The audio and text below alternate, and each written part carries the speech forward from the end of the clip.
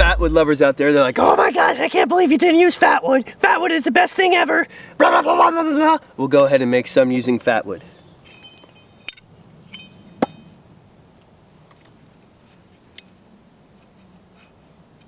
Don't get me wrong, I love fatwood too.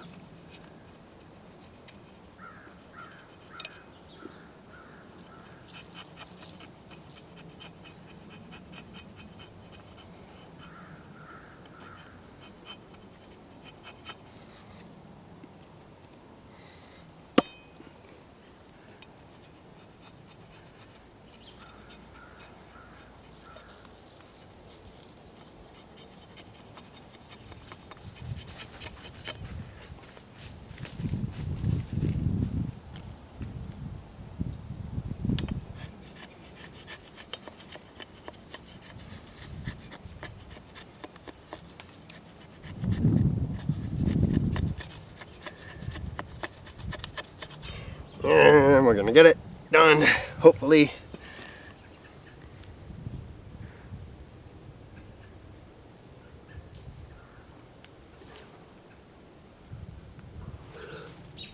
I'm getting all these little pieces in there because those papery thin ones are important.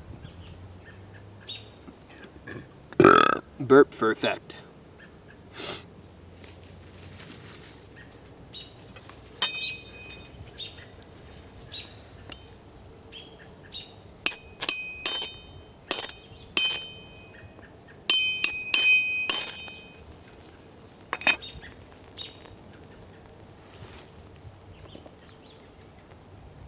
Yay, fatwood!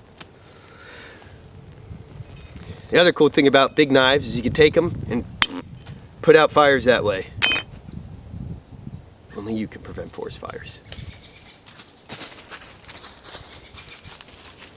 Alright, with processing fatwood with the big knife, of course you don't want to chunk out your knife by processing it. You can utilize the back of your knife, I'm using the BK2 right here, or BK9 right here, to start processing this stuff instead of hacking all the way through it, because who wants to break their edge when they can just, you know, sit there and break pieces apart without hurting their edge. And then you can start utilizing this fatwood this way. You can break it up finely using the back of the blade. Of course, then you can start making it even finer, utilizing the back of your hand, baton, doesn't really matter, whatever you like. Also, when you're going through and grabbing the fatwood, instead of chopping at it, when you see one on a nice tree, maybe they're branches or something from a loblolly pine or any other type of pine, instead of just sitting there and chopping straight away, if you go outwards real far and then smack it, you'll be able to break all that up without worrying about edge degradation. Not a big deal. Good stuff.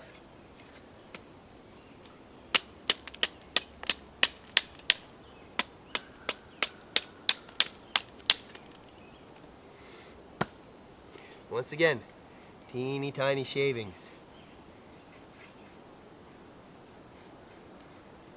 These are all those sap-packed shavings that work real well.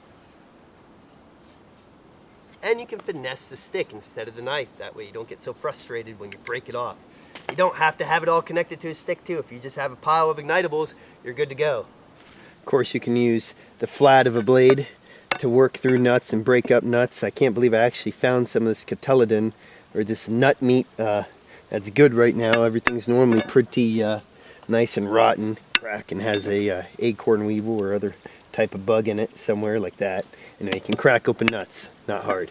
You may find some stick that you know has some good bark on it, like this stuff, and you know it would be good for fire steel or making tinder, because you just tell after torching stuff, I don't know. But it's got all this stiff outer bark layer on it. You can mash that up like that in your hands, and you can get it just a little bit finer by mashing it with the flat of the blade, making it something that can catch a spark better. Keep working it. Torch it. Oh my gosh, I didn't use a fire steel. Call Congress. This stuff's wet. I wonder if it'll burn. Yeah, it'll burn a little bit. Cool. can use your machete or big blade to put the stuff out too after you burned it. You can pimp slap your friend in the side. That technical term is called planazo, when you hit somebody with the flat of a blade. In most cases in Latin and Central America, it's a machete. Smacking them, something that gang members do. Beat up somebody. If your dog keeps annoying you during filming, you can take the tennis ball and smack it with the flat of the blade too, and then she leaves you alone. You can of course flip burgers and a whole bunch of other stuff. You can use it to pound in tent stakes if there would. I probably wouldn't do it with a metal one too much, just because it puts stress on the blade that it doesn't need. Smack, smack, smack, smack, smack. Ooh, a tent stake. Cool. Big blade, side of it. You can use it. Woo. Like tent pegs, you can fashion a whole bunch of other different tools pretty quickly utilizing a big knife.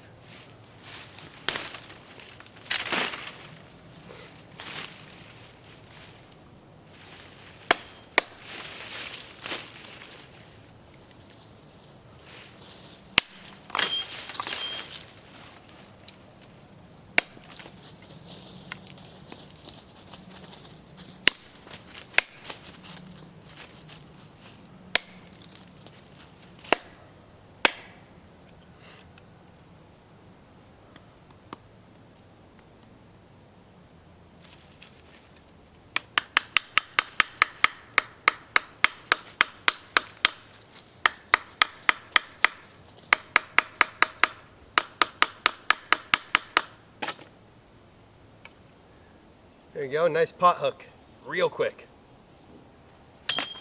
Of course, there's always a method of choking up on the choil and either pushing forward on the machete knife or pulling back on the stick. Making this work for you. You can lock it in the leg like that. Whatever you want to do. Big knives are fun to use in the bush, and they kind of whittle their way into their own little niche of helping you out. The more that you use them, the more comfortable you'll be. And it's a great way to explore the world of bushcraft through methods that you probably haven't seen before. A lot of people do not use big knives because they don't think that they're necessary. Couple one of these with a small folding blade and you'll probably have most of your realms covered, depending on what habitat you're in. If you want to check out more big knife fun, check out Bindle Stitch 1 on youtube.com or Colhane, Mac, Picked, whatever. I think it's under Colhane, somewhere on there. Enjoy it. You can get over all those "that's not a knife, this is a knife" comments when you're camping and all that. But in truth, these things expediently help you get all your bushcraft stuff done. If you have your small knife, you can whittle all your trap triggers and Lord knows what else that you might have out there. If you're not trying to make a conflagration that you want to see from space through a little bush savvy, utilizing maybe the crotch of a tree to break some kind of, to break dry wood or anything like that, you can get through the fact that you don't have an axe for splitting. Get out there, use these, and have fun with it. If you really want to challenge yourself, do a camping trip with a big knife only and see if you came into any conundrums where you wish you had a saw, axe, or small knife. As a general law of fate, since I have this videotaping right now, it's not going to work on the first one. If it does, I'll be pretty happy. But generally, if you're in front of friends, trying to do this for a class or something, you're going to have to sit there and spark for a while because everybody's watching you.